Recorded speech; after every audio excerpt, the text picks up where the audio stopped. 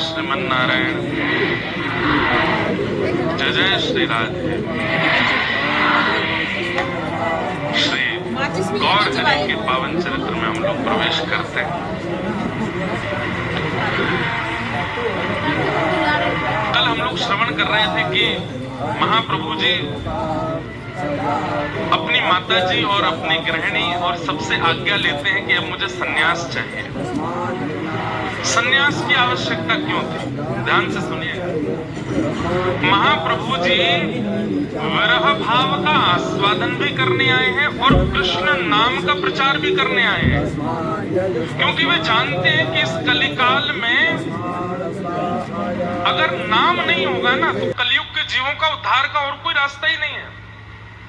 बुरा नहीं मानिएगा, क्षमा प्रार्थी हूं। अगर आज नाम संकीर्तन नहीं होता, आज यदि कथा नहीं होती, आज यदि सहज वार्ताएं नहीं हो रही होती, आज ये पद पदावलियों का गान नहीं हो रहा होता, तो हम लोगों पर तो कलयुग का इतना प्रभाव है कि संस्कृत में हो रहे भाषणों को हम लोग समझ भी नहीं सकते। और ना हम लोग इतने आदी हैं कि हमको पकड़ पकड़ के भी गुरुजी ले जाएंगे तो भी हम भाग जाएंगे। किसी ना किसी रूप से हम लोगों को आकर्षित करके उद्धार कराने के लिए नाम प्रधान था कलयुग में। ज्ञान से हमारा उद्धार होने वाला नहीं था, इसलिए नाम का प्रकट होना बहुत आवश्यक था। नाम की महिमा, कीर्तन की महिमा प्रकट होनी बहुत आवश्यक थी। इसलिए महाप्रभु चैतन्य वो कृष्ण भाव का, राधा भाव का अनुभव भी करने आए हैं और कृष्ण नाम का प्रचार भी करने आए हैं। और आज से 500 साल पहले बंगाल प्रांत में और भारत के कई प्रांतों में अगर कोई सदगृहस्थ ज्ञान देता था तो कोई नहीं सुनता था। बोले ये क्या हमको ज्ञान देंगे, ये खुद संसार में पड़े हैं लोग बाग। क्योंकि उस समय भी 500 साल पहले थोड़े तो ज्ञानी लोग होते ही थे, और उनको कोई समझाता था तो लोग बाग सामने वाले प्रश्न कर देते थे, तुम तो खुद ब्याह करे बैठे हो, तुम्हारे खुद के बाल बच्चे हैं, तुम्हारा खुद का पूरा परिवार है, तुम हमको क्या ज्ञान दोगे। इसलिए कहीं ना कहीं लोगों के चित्त में एक गृहस्थ आश्रमी की बातें घर नहीं करती थी, इसलिए सन्यासियों की बात मानते थे लोग। तब महाप्रभु जी ने विचार किया कि अगर मेरे सन्यास ग्रहण करने से मेरी वार्ता लोगों के चित्त में विश्वास के रूप में बैठेगी तो मुझे सन्यास लेना चाहिए। और तीसरी बात, सन्यास क्यों ग्रहण किया? जिस प्रकार गृहस्थ आश्रमी एक कन्या का वर्ण करके जीवन भर के लिए उसका हो जाता है, ऐसी एक सन्यासी सबका त्याग करके हमेशा के लिए ठाकुर जी का हो जाता है। एक प्रकार से सन्यास क्या है? विवाह है ठाकुर जी के साथ। अब ये केवल ठाकुर जी का है, इसको संसार से अब कोई काम नहीं है। इसका जीवन, इसका भोजन, इसका रहन सहन, उठना सोना जागना, सब कुछ किसके लिए है? जीव कल्याण और भगवत प्राप्ति। तो सन्यास एक प्रकार की मोहर है कि ये ठाकुर जी का हो गया। इसलिए उस काल में सन्यास लिए बगैर ज्ञान प्रस्तुत करना बड़ा मुश्किल था। इसलिए महाप्रभु जी ने सन्यास का मार्ग चुना। लेकिन विधिवत मां से आज्ञा ली, पिता से पत्नी से आज्ञा ली, और आज्ञा लेने के पश्चात केशव भारती जी के पास आप गए और वहां जाकर के सन्यास ग्रहण किया। आपका नाम निमाई था, आपका नाम गौर हरि था, लेकिन आज सन्यास होते ही आपका नाम रखा गया श्री कृष्ण चैतन्य। आपका नाम, बोलो कृष्ण चैतन्य महाप्रभु की। अब मैं तो इतना विस्तार से पढ़ पढ़ के आया हूं कि उन भावों को अगर सुनाने लग जाऊं तो आप लोगों के नेत्रों से अश्रु नहीं रुके।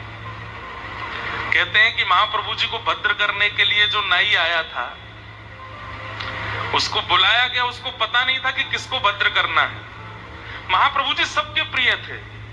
जैसे वो एक बहुत अच्छा गीत चलता है ना वृंदावन में, वृंदावन का कृष्ण कन्हैया सबकी आंखों का तारा, वृंदावन का कृष्ण कन्हैया सबकी आंखों। इसके आगे वाली लाइन अच्छी नहीं है, वो नहीं गाना है। वो कहते मन ही मन क्यों जले राधिका है, ऐसे ही है, क्या है, यही है। अब पता नहीं क्यों मेरे को बस उतना याद आया। तो ऐसे ही चैतन्य गौर हरि बड़े प्रिय थे सबके, क्योंकि उनको देखते ही प्रेम प्रकट होता था, उनको देखते ही भाव प्रकट होते थे। जब नाई बुलाया गया तो उसने आकर के देखा किनको भद्र करना है। ध्यान अवस्था में बैठे हैं, शांत भाव से बैठे हैं श्री चैतन्य महाप्रभु। देख करके उसके हाथ कांपने लगे, बोले मैं वध ना कर लूं अपना। इतने ऐसे सुनहरे केश इनके, मैंने कल बताया ना कथा में, इतने सुंदर थे महाप्रभु जी की उनके रूप लावण्य को देख करके आकर्षित होते थे लोग। भैया अब देखो जगह है ना है, जो खड़े हैं वो खड़े ही रहो, आगे वाले ने सुनन दो, बैठ जाओ। हाँ वहीं बैठ खड़े खड़े सुन लो। ये बालक हैं, ये बेचारे खड़े हो गई पूरी कथा सुनते हैं। इनको हम रोज देखते हैं, पूरी कथा 3 घंटे 4 घंटे खड़े होकर सुनते हैं। आप लोग भी अब जो लेट आए हो खड़े होकर सुनो, और अब जो आ रहे हैं उनसे कह लो भैया यूट्यूब पे सुन लो, जाओ। अब बस विक्षेप नहीं करना, कथा में हमको बहुत भाव याद आते हैं तो हम सुना देंगे। तो रोने लगा, मैं कैसे इनके केशों को भद्र कर सकता हूं, मेरे लिए तो ये वध के समान होगा। तो महाप्रभु जी उसके पास जाते हैं और उसके हाथ जोड़ के कहते हैं, अगर तुम्हें पता चले कि कोई जीव पिंजरे में बंद है और अगर उसको मुक्त करने से उसको परम सुख मिलने वाला है तो तुम क्या करोगे? तो नाई कहता है कि मैं उसे मुक्त कर दूंगा। बोले ठीक उसी प्रकार मुझे मुक्त कर दो। श्याम सुंदर मुझे पुकार रहे हैं, मेरे माधव मुझे बुला रहे हैं, और ये केश कहीं ना कहीं बंधन का कारण है।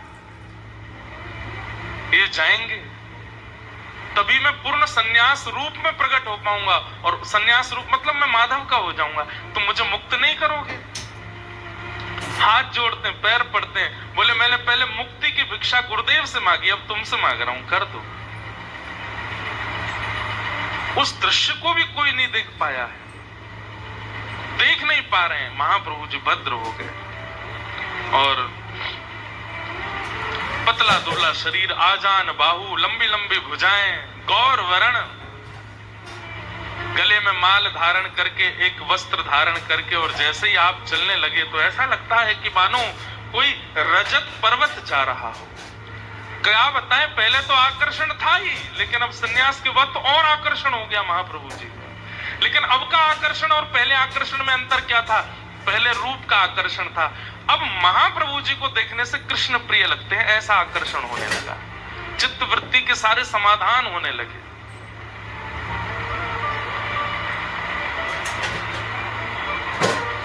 बहुत लीलाएं हुई, तभी आपके अभिन्न बड़े भ्राता स्वरूप श्री बलराम जी के अवतार श्री नित्यानंद महाप्रभु पधारे। मैं फिर कह दूं, कथाएं बहुत विस्तृत हैं, मैं केवल स्पर्श मात्र कर रहा हूं। नित्यानंद महाप्रभु आए और श्री नित्यानंद महाप्रभु जब आए, महाप्रभु जी का उनके साथ में भेंट हुई, आनंदित हो गए। एक तो कन्हैया है, दूसरे बलराम जी हैं। तो पहली दृष्टि में तो प्रणाम किया, दूसरी दृष्टि में महाप्रभु जी आप बोले भैया आ गए आप यहाँ भी? बोले कि लाला तू जहां जहां जाएगा वहां तो मैं आऊंगा ही। चैतन्य महाप्रभु उपदेश दे रहे हैं, बहुत ध्यान से सुनना। बोले लाला अब कहा करनो ये बता। बोले भैया वध तो बहुतन के किए, उद्धार बहुतों का किया, अब ना तो उद्धार करना है और ना वध करना है। अब जो सामने आ जाए उसको स्वीकार करना है, चाहे कितने भी गुण से युक्त हो, चाहे कितने भी अवगुणों से युक्त हो, उसको स्वीकार करना है। अब किसी को भी अस्वीकार नहीं करना।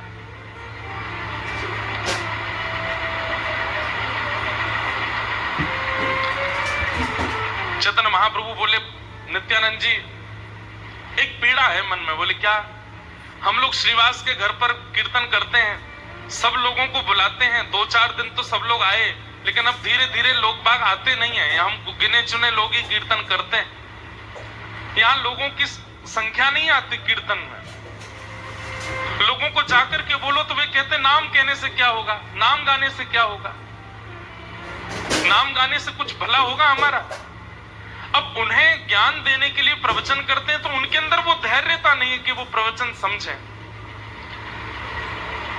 नित्यानंद महाप्रभु बोले तो फिर क्या करना है, आप आज्ञा करो। बोले अब जाना है घर घर जाके उनके द्वार पर खड़े होकर के भिक्षा मांगनी, द्वार पर जाकर के कहना भिक्षाम देहि, भिक्षा दीजिए। और प्राचीन भारत में यह नियम रहा था कि द्वार पर अगर कोई मांगने आ जाए तो उसको खाली हाथ जाने नहीं देते थे, देते ही थे। बोले भिक्षा की भावना से जाना है और जब भिक्षा लेकर के आवे तो भिक्षा में हरि नाम मांगना है, भिक्षा में केवल प्रभु का नाम मांगना है। और अगर कोई तब भी नाम ना देवे तो उसके सामने हाथ जोड़ करके उसके पैर पूछ करके कहना है तुम्हारे जीवन में जितने पाप हैं वो सब हमारे ऊपर आ जाएं, उनको हम भोग लेंगे, तुम बिल्कुल मुक्त हो जाओ। बस एक काम कर दो, एक बार हरि बोल बोल दो, बस एक बार हरि बोल बोलो और कुछ नहीं करना। नित्यानंद महाप्रभु बोले मैं अकेला जाऊंगा, कोई एक सेवक दे दो आप। तो बोले हैं सब लोग बैठे हैं, इनमें से किसी को चुन लो। सारे बैठे थे आसपास। तभी दूर बैठे थे हरिदास ठाकुर, नाम जप कर रहे थे। नित्यानंद महाप्रभु बोले इनको दे दो हमको, इनको लेके जाएंगे। हरिदास ठाकुर जी को लेकर के और श्री नित्यानंद महाप्रभु निकल पड़े हैं। निताई जाए द्वारे द्वारे एक बार हरि बोल, निताई जाए द्वारे द्वारे एक बार हरि बोल, निताई जाए द्वारे द्वारे गौर हरि हरि बोल, निताई जाए द्वारे द्वारे गौर हरि हरि बोल। हे भाई तेरे पांव पड़ूं एक बार हरि बोल, भाई तेरे पांव पड़ूं एक बार हरि बोल, निताई जाए द्वारे द्वारे गौर हरि हरि बोल, निताई जाए द्वारे द्वारे गौर हरि हरि। दोनों भुजा ऊर्ध्वबाहु कर ली है, झूमते हुए निताई जा रहे हैं, नील वस्त्र पहने हुए हैं और द्वार पर जा जा करके केवल एक ही बात कहते हैं मैया तेरे पांव पड़ूं एक बार हरि बोल, मैया तेरे पांव पड़ूं एक बार हरि बोल। प्रेम दाता निताई बोले गौर हरि हरि बोल, प्रेम दाता निताई बोले गौर हरि हरि। हाँ प्रेम दाता निताई बोले गौर हरि हरि बोल, प्रेम दाता निताई बोले गौर हरि हरि। हे भैया तेरे पांव पड़ूं एक बार हरि बोल, भैया तेरे पांव पड़ूं एक बार। निताई जाए द्वारे द्वारे गौर हरि हरि बोल, निताई जाए द्वारे द्वारे गौर हरि हरि बोल। प्रेम दाता निताई बोले गौर हरि हरि बोल, प्रेम दाता निताई बोले गौर हरि हरि बोल। हे भैया तेरे पांव पड़ूं एक बार हरि बोल, भैया तेरे पांव पड़ूं एक बार हरि बोल। मैं नाम बुलवाऊंगा, नाम बुलवाऊंगा, मैं नाम बुलवाऊंगा, नाम बुलवाऊंगा। तेरे द्वारे अड़ जाऊंगा, द्वारे अड़ जाऊंगा, तेरे द्वारे अड़ जाऊंगा, द्वारे अड़ जाऊंगा। हाँ भैया तेरे पांव पड़ूं एक बार हरि बोल, भैया तेरे पांव पड़ूं एक बार हरि बोल। श्री नित्यानंद महाप्रभु की द्वारे द्वारे जाते हैं और द्वार पर जाकर के कहते हैं कुछ नहीं चाहिए, भिक्षा दे दीजिए। अंदर से भिक्षा देने वाले दाल चावल आटा लेकर के आते हैं। बोले ये सब नहीं चाहिए, तो क्या चाहिए? बोले कितने सदस्य हो घर में? बोले 5 सदस्य। बोले 5 आ जाओ। 5 आ जाते। बोले अब क्या करें? बोले भुजा उठाओ। भुजा उठा ले तो बोले अब बोल दो हरि बोल। बस जैसे भिक्षा मिल जाती है तो कहते हैं अब ये तो हमारी मांगने वाली भिक्षा दी आपने एक बार, अगर खुद की देने की इच्छा हो तो कितना दोगे? तो कोई 10-15 बार गा देता तो नित्यानंद महाप्रभु रोने लग जाते, उसको हृदय से लगाते, बोले बस भैया और कुछ नहीं चाहिए, हम जा रहे हैं अगले द्वार पर।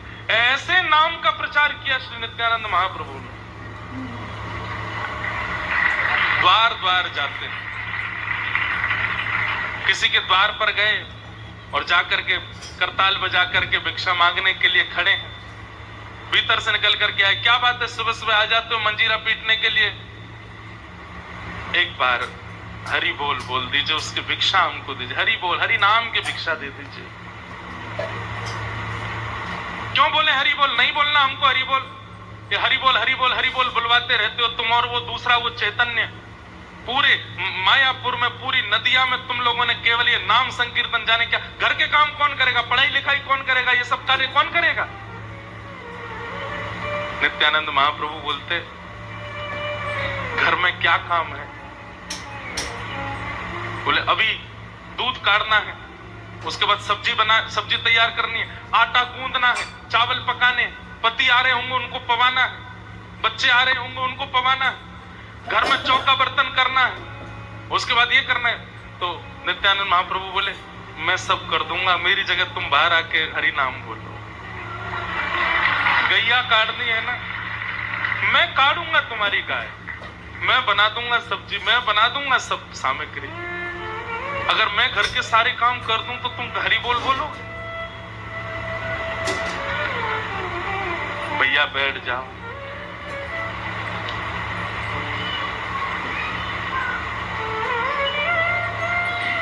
हरि बोलो, हरि हरि बोलो, पीछे वाले हरि हरि बोलो। बस अब खड़े हो, लटके हो, गिर रहे हो, कुछ भी है भैया कथा सुन लो, खड़े खड़े सुनो, बैठ जाओ। नित्यानंद महाप्रभु कहते मैं करूंगा काम, तुम हरि बोल बोलो।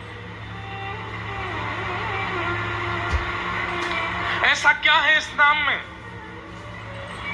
घर के लोग पकड़ लेते हैं, ऐसा क्या है इस नाम में? तुम हमारे यहाँ के चौका बर्तन करने को तैयार हो, सब्जी आदि बनाने को तैयार हो, सब कुछ करने को तैयार हो। अरे ये हरि नाम कोई हमारा पेट थोड़ी भर देगा, ये हरि आकर के भोजन थोड़ी करा जाएंगे, ये हरि नाम से ये सब थोड़ी हो जाएगा। ये क्या प्रचार कर रहे हो तुम लोग? रोटी रोटी रोटी रोटी कहने से कोई पेट भरता है? सब्जी सब्जी कहने से कोई सब्जी आ जाती है?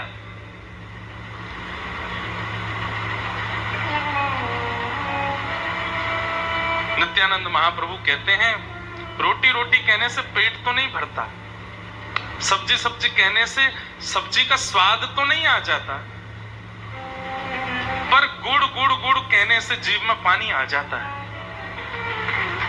गन्ने का स्मरण करने से जीव में रस का अनुभव होने लग जाता है, और कुछ नहीं तो जीव को उसको पाने की इच्छा प्रकट होने लग जाती है। अरे व्यक्ति कई बार वस्तु उसके पास नहीं होती, केवल उसका स्मरण कर ले और कोई गलती से नाम मात्र बोल दे, किसी को कोई वस्तु बहुत अच्छी लगती है और उस वस्तु का कोई नाम बोल दे बगल में आकर के, किसी को श्रीखंड बहुत अच्छा लगता है और कोई नाम भर बोल दे श्रीखंड, अरे भैया तुमने क्या बोल दिया, अब तो इच्छा हो रही है, अब तो बस कैसे मिल जाए, कहीं से मंगाओ,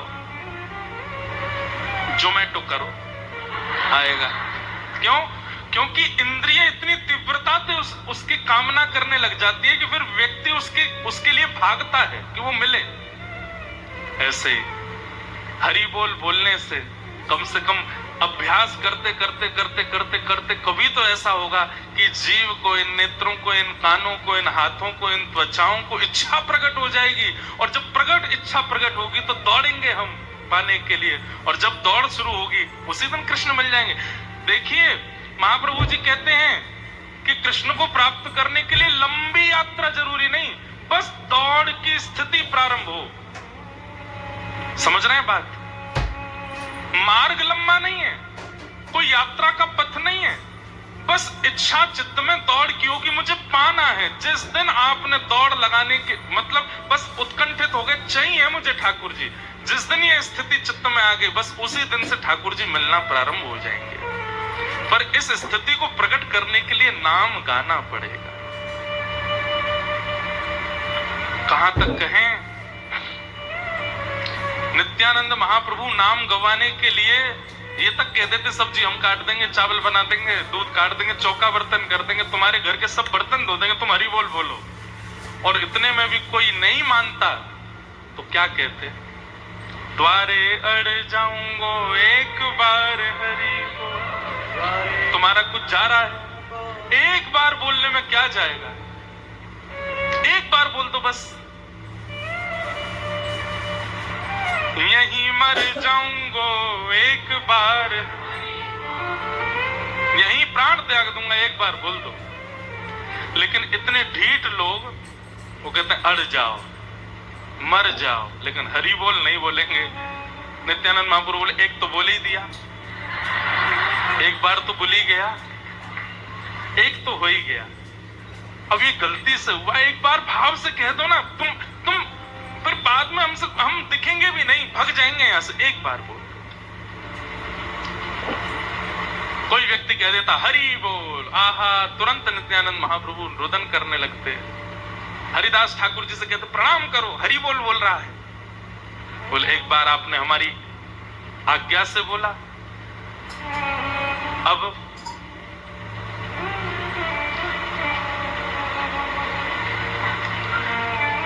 द्वार पर अतिथि आया है, उसके सम्मान में बोल दो।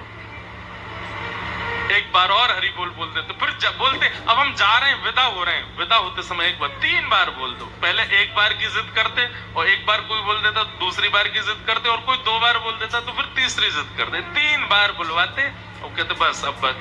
अब इसमें एक बात आती है चैतन्य चरितामृत में, ध्यान से सुनिएगा।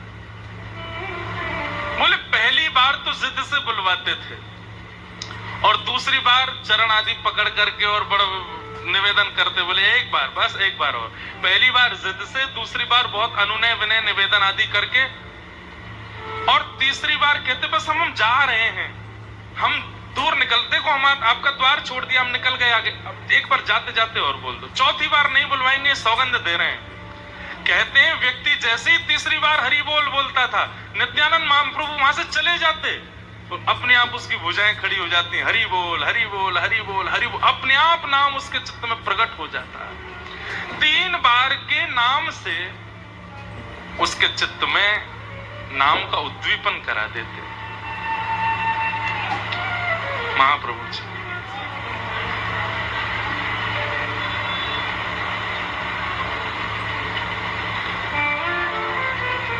और जिनके चित्त में फिर नाम की लहर उठने लगती, जब 3 बार गाने के बाद कोई गाने लग गया, खूब आनंदित हो जाता, तो फिर उसको फिर गौर हरि की बात बताते। ये गौर हरि जो है, ये साक्षात ठाकुर जी हैं, वो उनके बारे में बताते, उनका विषय बताते।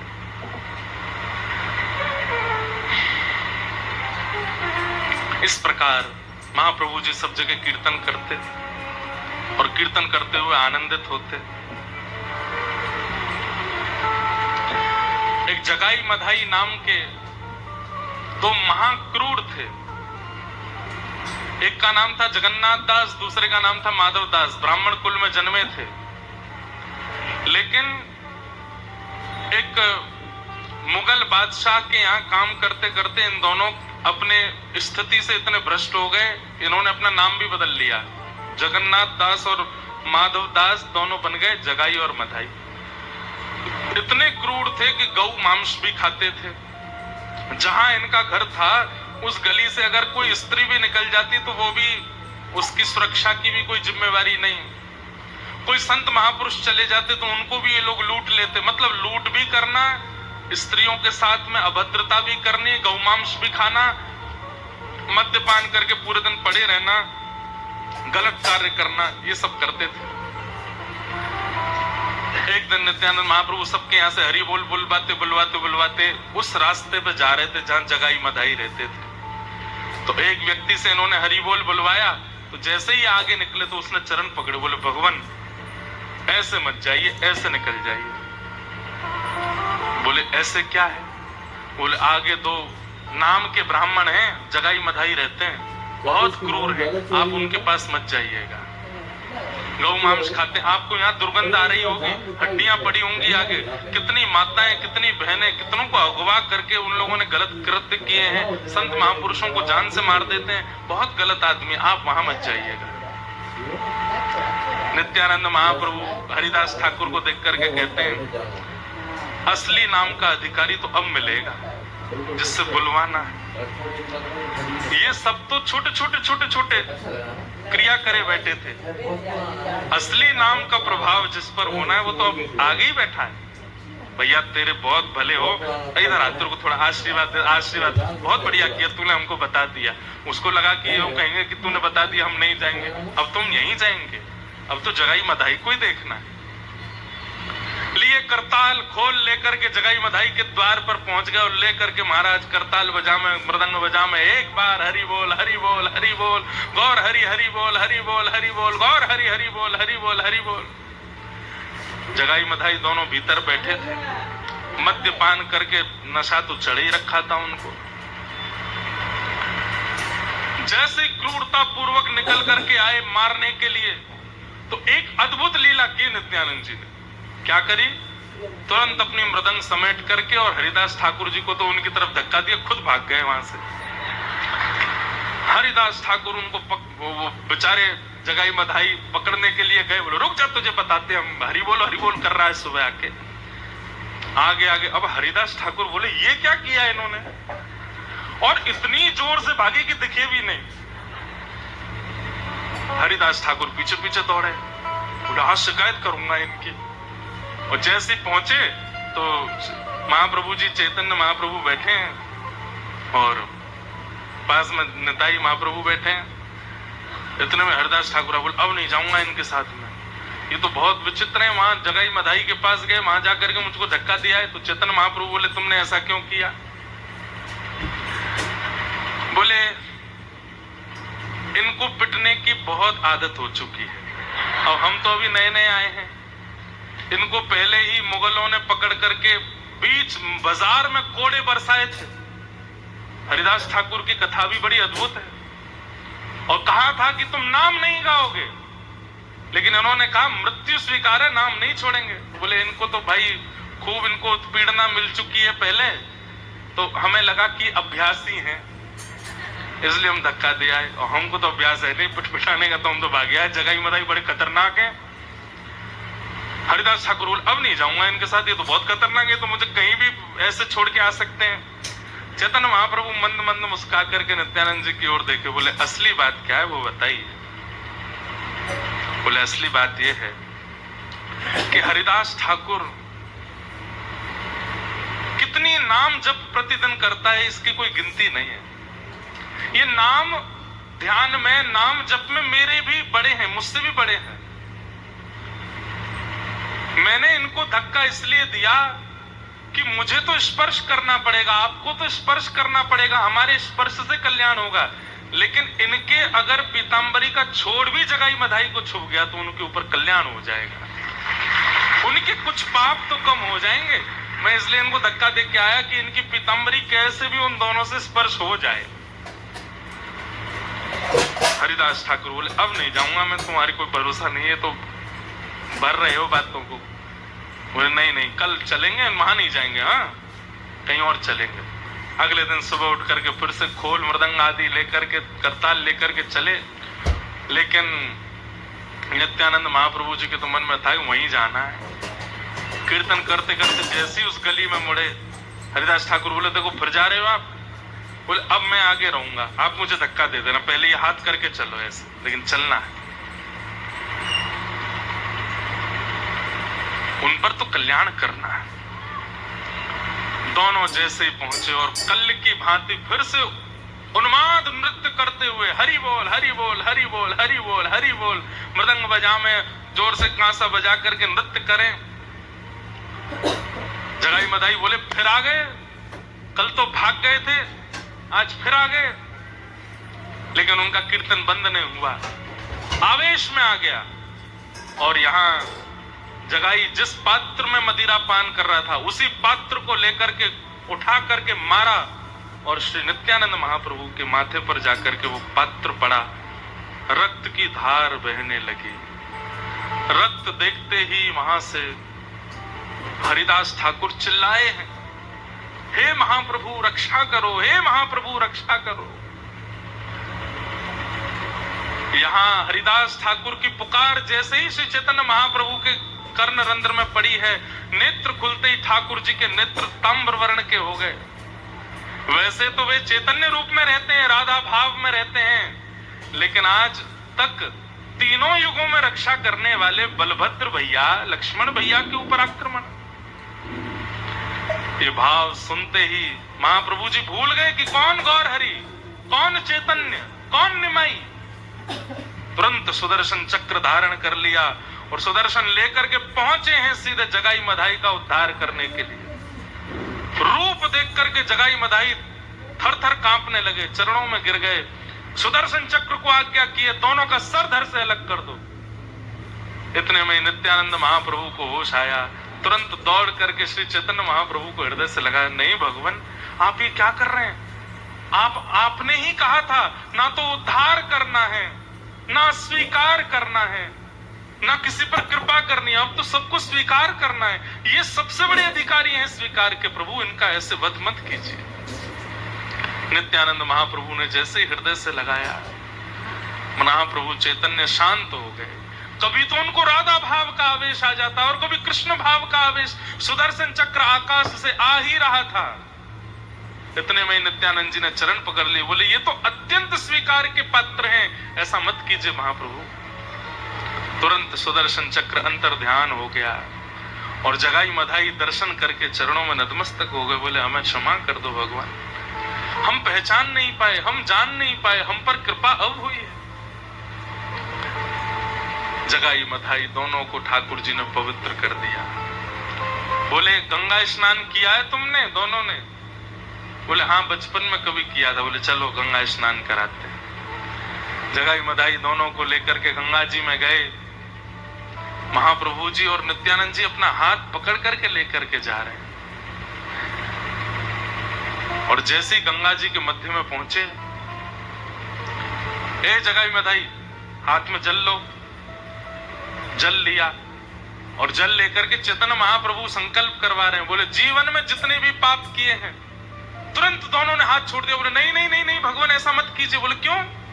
बोले आप हमारे अगर प्रायश्चित करवाने के लिए हमको गंगा जी लाए, ये गंगा जी सूख जाएंगी, हमने इतना पाप किया। हमारे पाप को धोने की सामर्थ्य गंगा जी में नहीं है। इतने पापी हैं कि पूरी गंगा रक्त मंडित हो जाएगी। इतनी गौ हत्या की है, इतनी नारियों के साथ अत्याचार, इतने संतों को मारा है हमने, हम गंगा के योग्य नहीं, आप ये मत कराइए। महाप्रभु जी बोले हमारी आज्ञा है। तुरंत जल लिया और जल लेकर के कहा बोलो बोलो मेरे पीछे, जीवन में जितने भी पाप किए हैं, बोले जितने भी पाप किए हैं, जो भी कुछ अनाचार अत्याचार आदि आदि जो कुछ भी किया है सब बुलवा दिया। और तुरंत चैतन्य महाप्रभु ने हाथ आगे किया। बोले हम सब गौर हरि को अर्पित करते हैं, सारे पाप गंगा जी को नहीं दिए हैं। दोनों के हाथ कांपने लगे। बोले ये आप क्या कर रहे हैं? बोले तुरंत दो। आवेश में जब बोला तो दोनों ने जैसे ही जल दिया है, श्री गौर हरि, श्री गौर सुंदर, श्याम सुंदर हो गए, श्याम वर्ण हो गया ठाकुर जी का। जगाई मधाई रोने लगे। बोले ये तो अत्याचार, हमारे पाप के कारण गौर हरि श्याम हरि हो गए। नित्यानंद महाप्रभु बोले नहीं, ये तुम्हारे पाप से श्याम हरि नहीं हुए हैं, ये तुम पर कृपा करके गौर हरि ने अपना वास्तविक रूप दिखाया। तुरंत प्रणाम कर लो।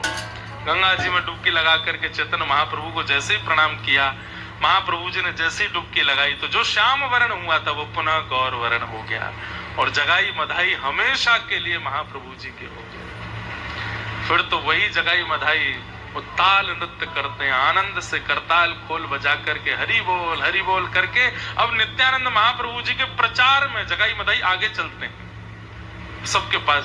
जिन जगाई मधाई का नाम सुनकर के घबराते थे, अब वही जब कीर्तन में आगे आगे खोल बजाते हुए चलते हैं तो नगर नगर के लोग आते हैं, बोले जब इन पर कल्याण हो गया, ये शुद्ध हो गए, ये पवित्र हो गए नाम के प्रभाव से, तो हम क्यों नहीं। जगाई मगाई के उद्धार से नाम की ऐसी गति हो गई, नाम का ऐसा प्रभाव फैला कि सब नाम उच्चारण में आनंदित हो गए।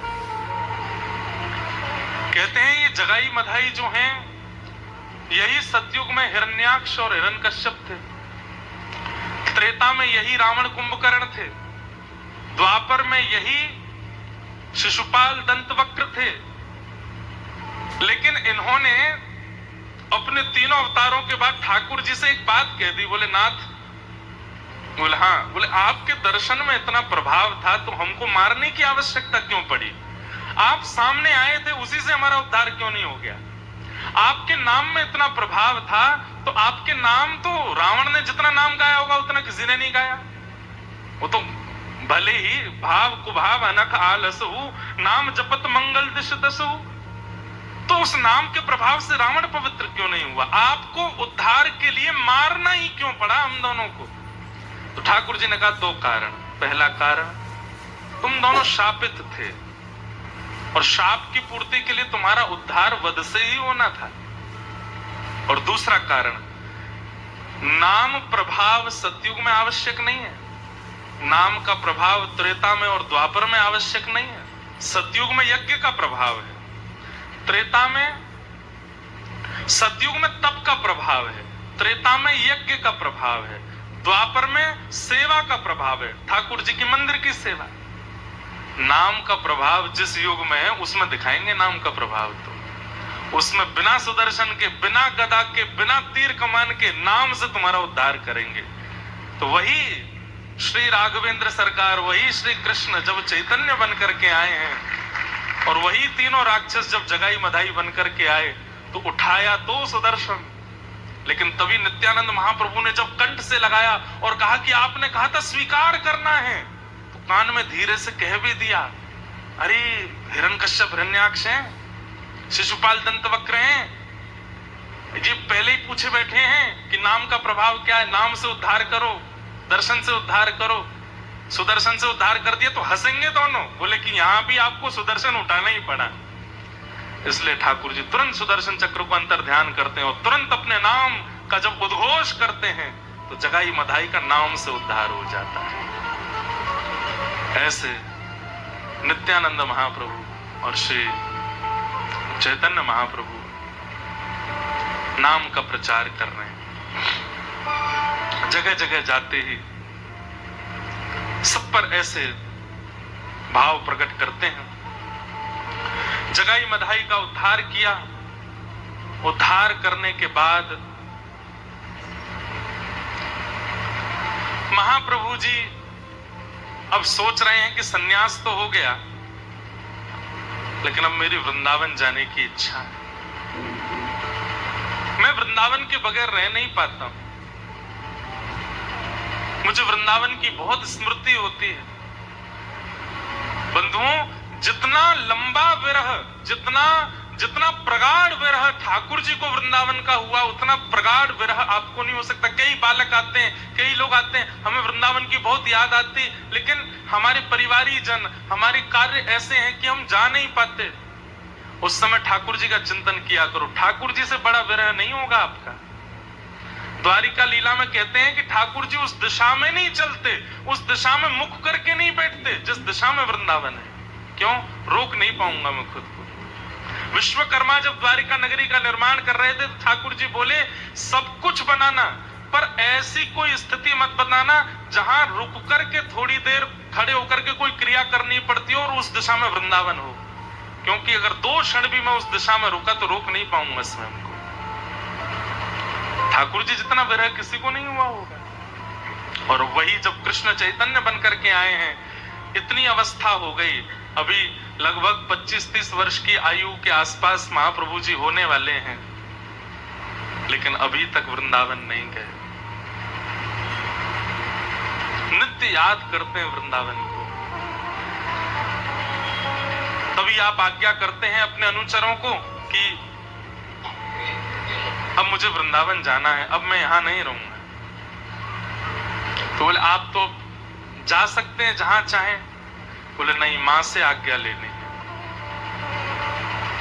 अद्वैत आचार्य जी बोले अब आप सन्यासी हो गए हो, मां को आज्ञा लेने की क्या आवश्यकता है, आज्ञा करके चले जाओ, आपको कोई रोकेगा तो है नहीं। बोले नहीं, मैं मां की आज्ञा से ही करूंगा।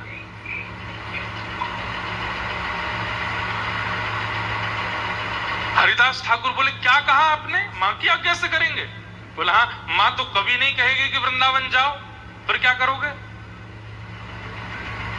चैतन्य महाप्रभु बोले तो नहीं जाऊंगा। वो नहीं जाएंगे आप? बोले ना, नहीं जाऊंगा, मां अगर मना कर देगी तो नहीं जाऊंगा। अच्छा, और मां ने कहा कि घर चलो तो चला जाऊंगा। अब ये बातें सुनकर के वहां जितना परिकर खड़ा था वो तो आनंदित हो रहा था। अंत में दृढ़ता पूर्वक हरिदास ठाकुर पूछे ही लिए और मां ने कह दिया सन्यास त्याग दो, पुनः गृहस्थाश्रम में आ जाओ। तो सन्यास त्याग दूंगा, फिर से गृहस्थ आ जाऊंगा, क्योंकि चैतन्य महाप्रभु जानते हैं कि मां नहीं बोलेगी। हरिदास ठाकुर तो नाचने लगे, जितने अनुचर थे सब नृत्य करने लगे। बोले अब हमारे पुनः गौर नेताई आएंगे, अब हमारे फिर से गौरांग आएंगे, फिर से उनके केश, फिर से पीतांबरी पहनेंगे। अरे माँ तो तैयार बैठी है कहने के लिए। तुरंत गए, सच्ची माता को जाकर के कहा। बोले अरे एक खुशखबरी है माँ। बोले क्या? महाप्रभु जी कह रहे हैं कि आप आज्ञा कर देंगी तो वो वृंदावन भी नहीं जाएंगे, घर छोड़ के जो बाहर रह रहे हैं वो वापस आ जाएंगे, और वो सन्यास भी त्याग करके पीतांबरी पहन के सामान्य रूप से रहने लगेंगे। अब तो हमारे अच्छे दिन आ गए, अब आप चलिए ना। मां गई, जैसे सामने गई हैं चैतन्य महाप्रभु के नेत्र सजल हो गए, चरणों में प्रणाम किया। मां मुझे आज्ञा चाहिए। बोले क्या आज्ञा चाहिए? बोले मैं वृंदावन जाऊं। हरिदास ठाकुर बोले मां जल्दी जल्दी बोल दो। बोले 3 आज्ञा हैं, पहला सन्यास का त्याग कर दो, दूसरा घर वापस आ जाओ, और तीसरा अब पीतांबरी आदि पहन करके बिल्कुल जैसे पहले रहते थे वैसे रहने लगो। तीनों आज्ञाएं कर दो। सच्ची माता बोली नहीं। मेरे बड़े पुत्र विश्वरूप जब घर छोड़ करके गए थे और सन्यास लिया था, तब पिता की मृत्यु जब हुई जगन्नाथ मिश्र जी की, तो वो मरते मरते कह गए थे कि हे मेरे प्राण प्रिय पुत्र विश्वरूप, तेरे वियोग में मैं प्राण त्याग रहा हूं, लेकिन मैं तुझे जाते जाते भी ये कहना चाहता हूं, तो एक बार ठाकुर जी का हो गया है सन्यास लेकर के, अब वापस घर लौट के आना नहीं, ताकि मैं जिस लोक में जाऊं वहां भी धन धन्यता का अनुभव करूं कि मेरा पुत्र सन्यास मार्ग पर गया लेकिन लौट करके विरक्ति फिर वापस आया नहीं। तो जो इनके पिता की इच्छा थी वो मैं कैसे तोड़ सकती हूं? मैं कैसे कह सकती हूं कि तुम वापस आ जाओ? महाप्रभु जी तो जानते ही थे कि मां नहीं बोलेगी। चरणों में कहा मां अब मुझे आज्ञा दे दो ना, मैं वृंदावन जाऊं। मां ने कहा देखो तुम्हें रोक तो नहीं सकती मैं, तुम तो सन्यास ले चुके हो, पर मेरा तो सन्यास नहीं हुआ ना। तुम जब निकलते हो तुम्हारे सिर पर केश नहीं होते, तुम्हारे अंग पर वस्त्र नहीं होते, तुम्हारे हाथ में दंड होता है, सब तुमको सन्यासी समझते, पर मेरे चित्त में तो पहली भावना पुत्र की ही आती है। सन्यास तुमने लिया है, मैंने नहीं। इसलिए एक बात तो कह सकती हूं, क्या? वृंदावन बहुत दूर है, वृंदावन यहां से बहुत दूर है। कभी अगर इच्छा भी हुई और मैं अगर मरणासन अवस्था में भी हुई और तुम्हें यदि पत्र भी भेजा गया तो वो पत्र पहुंचने में इतना समय लगेगा, तब तक तो शायद मैं बचूं भी ना। इसलिए हमारे इस बंगाल प्रांत के समीप में वृंदावन है, जगन्नाथपुरी, तुम वहां चले जाओ। जगन्नाथपुरी से कभी तुम्हारा मन करेगा गंगा में स्नान करने का। मुझे पता है तुम्हें मुझसे प्रेम नहीं है, एक माँ की जो भाषा होती है वही सच्ची माता बोल रही है। मुझे पता है तुम्हें मुझसे प्रेम नहीं है, पर तुम्हें गंगा से बहुत प्रेम है, तुम्हें मायापुर से बहुत प्रेम है। तो कभी गंगा की याद आई, मायापुर की याद आई और तुम कहीं आ गए, स्नान करने लगे, तभी हल्ला होगा, मेरे कान में आवाज जाएगी कि मेरा निमाई आया है, मेरा गौर आया है, तो मैं दूर से आके देख तो लूंगी। एक रात का सफर करके कभी मन होगा तो जगन्नाथपुरी आकर के दूर से देख तो लूंगी। इसलिए बेटा मेरी आज्ञा है कि तू जा, पर वृंदावन ना जा, बहुत दूर है। मुझे ये तो रहेगा कि मेरा निमाई आसपास है, तू जगन्नाथपुरी चला जा। कितना रोका गया श्री चैतन्य महाप्रभु को वृंदावन के लिए। आपने नेत्रबंद किए और मां की आज्ञा को अध्यादेश मान लिया, तुरंत चरणों में दंडवत प्रणाम किया। ये भी नहीं कि कोई संवेदना या कोई एक दो बातें और कह दी हो, किंतु परंतु वृंदावन जाने दो, बचपन से कह रहा हूं, नहीं, तुरंत दंडवत प्रणाम किया और प्रणाम करके मां की ओर एक बार निहार करके दंड हाथ में लेकर के निकल पड़े। तुरंत इतनी द्रुत गति से चलते थे चैतन्य महाप्रभु की, वे चलते थे, बाकी सब दौड़ते थे। निकल पड़े जिस दिशा में है जगन्नाथपुरी। असंख्य भीड़ पूरी मायापुरी की नदिया की चल रही है साथ में। महाप्रभु जी बोले मेरी आप सबसे हाथ जोड़ के दंडवत करके प्रार्थना है, सब वापस लौट जाओ। ये कुछ लोग ही बस मेरे साथ आगे की यात्रा पर जाएंगे, मेरी आप सबसे प्रार्थना है, सब लौट जाओ। और सबको लौटा दिया। बीच में कई पड़ाव हुए, कई लोगों पर उद्धार करते हुए, कल्याण करते हुए महाप्रभु जी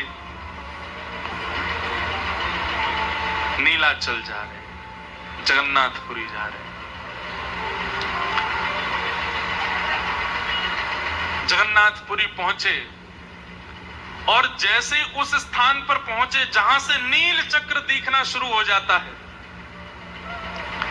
आहा, अहे नील शैला प्रबल मत्तावरण, प्रबल मत्तावरण, मोआरत नलनी बनकु कर दलन, अहे नील शैला प्रबल मत्तावरण, प्रबल मत्तावरण, मोआरत नलनी बनकु कर दलन, अहे नील शैला।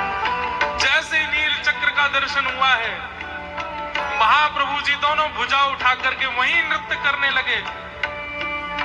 सब लोग बोले क्या हुआ महाप्रभु जी? देखो नील चक्र के ऊपर कौन है। सब अपने सिर पर हाथ रख के देख रहे हैं। दूर से छोटा सा नील चक्र दिख रहा है, उसके ऊपर ध्वजा दिख रही है। सब कह रहे हैं महाप्रभु जी नील चक्र है और ऊपर पीली पीली ध्वजा लहरा रही है। अरे नहीं, नील चक्र के ऊपर और ध्वजा के नीचे बीच में देखो क्या है। और जैसे ही सबने ध्यान पूर्वक देखा, तभी क्या देखते हैं, नन्हे से मदन गोपाल बैठे हैं और ऐसे हाथ करके श्री चैतन्य महाप्रभु को अपनी ओर बुला रहे।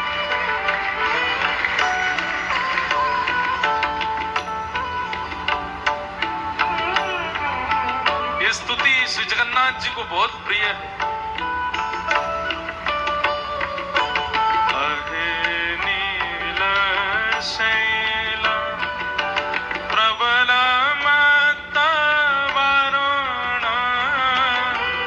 प्रबल मत्तावरण, मोआरत नलिनी बनकु कर दलन, अहे नील।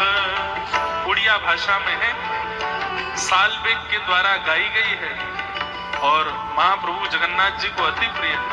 इस बार रथ यात्रा पर प्यारे गिरधर लाल जी ने कहा कि महाप्रभु जगन्नाथ जी को भोग लगाओ। हमने कि क्या भोग लगाएं? बोले इसी स्तुति का भोग लगाओ। तो ये स्तुति महाप्रभु जगन्नाथ जी को निवेदित की गई। आप सबके पास फोन है, खोल लीजिए अपने फोनों में, वहां उड़िया भाषा में आपको मिलेगी, लेकिन उसके इंग्लिश में या हिंदी में कोई अगर आपको दिख जाए तो मेरे साथ में गाइए। बहुत सुंदर स्तुति है। गजराज चिंता कला थाई घोर जलेन, गजराज चिंता कला थाई घोर जलेन, चक्र पेशी नक्र नास्य उद्धरी अपन अहे नील शैला, प्रवर मत वारण, प्रवर मत वारण, मुआरत नलिनी बनकु कर दलन। साल्वे कह रहे हैं, अरे नीलाचल पर्वत के मतवाले हाथी जगन्नाथ, जिस प्रकार एक हाथी कमल के वन को देख करके उसके सारे कमलों को ऐसे निचोड़ करके अपने पैरों से रौंद देता है, मेरे हृदय रूपी इस कीचड़ में कई सारी संसार के माया रूपी कमल प्रकट हो गए हैं, कृपा करके आइए ना, उनको भी रौंद दीजिए। अरे आप अगर ये कह रहे हैं कि आप कृपा करना नहीं जानते, तो गजराज चिंता कला थाई घोर जले न, एक घोर जल में गज के पैर को ग्राह ने पकड़ लिया था, और चक्र पेशी नक्र नासी उद्धारीला यवन, आप तुरंत चक्र लेकर के आए और उसका उद्धार किया, इसलिए बहाना नहीं चलेगा, आपको मेरा उद्धार करना पड़ेगा।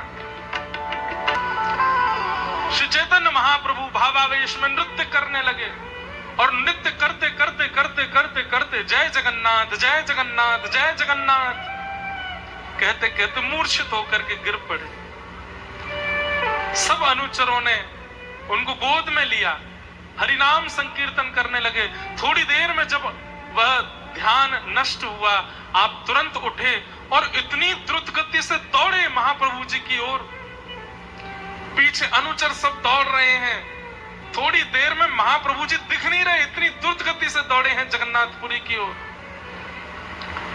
दौड़ करके कब में सिंह द्वार से भीतर प्रवेश कर गए, सारी सीढ़ियां लांग करके ऊपर पहुंच गए, मंदिर की एक परिक्रमा करके सीधे गए, गरुड़ स्तंभ को तुरंत हृदय से लगाया, और जैसे ही पहली झांकी देखी है, मानो चैतन्य महाप्रभु कहने लगे कि इन्होंने भुजा तो मेरे लिए पसार रखी, ये मुझे ही पुकार रहे हैं। राधा भाव चित्त में प्रकट हो गया, गोपियों का विरह भाव चित्त में प्रकट हो गया। मिल गए हमारे श्याम सुंदर, जो खो गए थे रास बिहारी करते करते, कहीं अंतर ध्यान हो गए थे, मिल गए सामने। पुजारी रोकने को खड़े हैं, अनुचर कितने सारे रोकने को खड़े हैं, सिपाही रोकने को खड़े हैं, पर सबको लांघते हुए महाप्रभु जी भीतर गर्भगृह में प्रवेश कर गए, और महाप्रभु जगन्नाथ जी का जाकर के गाढ़ आलिंगन कर लिया। बोलो जगन्नाथ महाप्रभु। जैसे ही आलिंगन करने के लिए गए, खूब पुजारी पंडा सब लगे हैं महाप्रभु जी को दूर खींचने में, लेकिन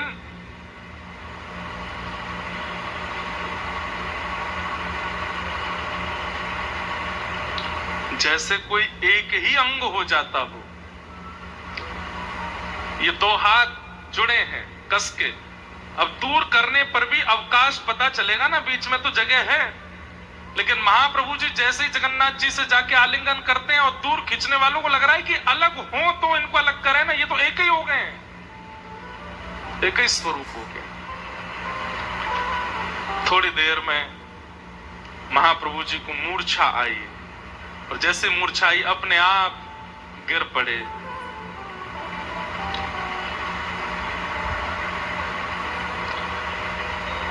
और जैसे ही जय हो बाबा,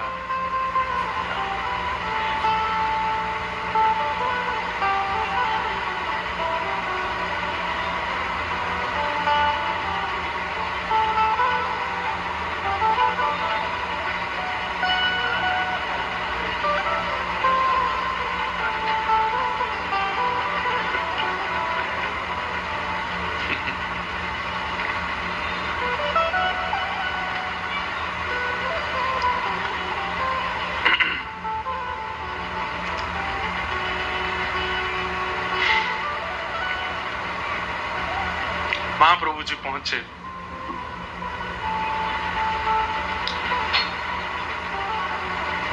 तभी सब लोग तो उनको उठा करके बाहर ले जाना चाह रहे थे, लेकिन वहीं एक व्यक्ति खड़े थे, उन्होंने जोर से चिल्ला करके सबको सावधान किया। बोले अरे क्या कर रहे हो तुम? बोले इन्होंने आकर के स्पर्श कर लिया जगन्नाथ जी का, बाहर से दौड़ करके आए सीधे जगन्नाथ। बोले तुम देख नहीं रहे हो? अब भी मूर्छावस्था में भी उनके होठ फड़फड़ा रहे हैं, उनके हाथ पैर कांप रहे हैं। ये कोई रस सिद्ध महात्मा है, आप कैसे कर सकते हो ऐसा इनके साथ? और वही है सार्वभौम भट्टाचार्य। आपने तुरंत अपने अनुचरों से कहा कि इनको लेकर के हमारे घर ले चलो। महाप्रभु जी के रूप में आपको वह दृश्य दिख रहा था जिससे ये सिद्ध हो रहा था कि ये सामान्य नहीं। तभी महाप्रभु जी के जितने भी अनुयायी थे वे सब पहुंचे, तो उनको पता चला कि वो तो वहां ले गए उनके शरीर को। सब लोग वहां पहुंचे, वहां जाकर के महाप्रभु जी को प्रणाम किया। महाप्रभु जी को जैसे तैसे होश आया। अब यहाँ महाप्रभु जी रहने लगे। अब हम जल्दी जल्दी महाप्रभु जी को वृंदावन पहुंचवाने का भाव रखेंगे। इसके बाद इतनी लीलाएं हैं, मैं तो आज थक गया कि महाप्रभु जी वृंदावन पहुंचेंगे कब। और 3 बार तो इसी बीच में प्रयास किए महाप्रभु जी ने, लेकिन हर बार नहीं जा पाते। सार्वभौम भट्टाचार्य जी आपके पूज्य पिताजी जगन्नाथ मिश्र जी के मित्र थे, सहपाठी थे। तो उस नाते से वो अपने आप को पितामह भाव से महाप्रभु जी को देख रहे थे। महाप्रभु जी में तो दैन्यता थी ही। कुछ समय व्यतीत होने के बाद महाप्रभु जी की ये समझाने लगे, बोले सन्यासियों को ऐसे रोना नहीं चाहिए, सन्यासियों को ऐसे उछल उछल के नाचना नहीं चाहिए। ये नृत्य करना, तेज स्वर में गायन करना, रुदन करना, ये विकार है, सन्यासियों पर शोभा नहीं देते। सन्यासियों का असली धर्म क्या होता है ये मैं आपको सिखाऊंगा। महाप्रभु जी बोले सिखा दीजिए। 7 दिन तक सार्वभौम भट्टाचार्य जी उनको पढ़ाते रहे। महाप्रभु जी प्रेम से नेत्रों में नेत्र में भर करके पढ़ते रहे, सुनते रहे। 7 दिन हो गए, ना तो हाँ बोले ना बोले।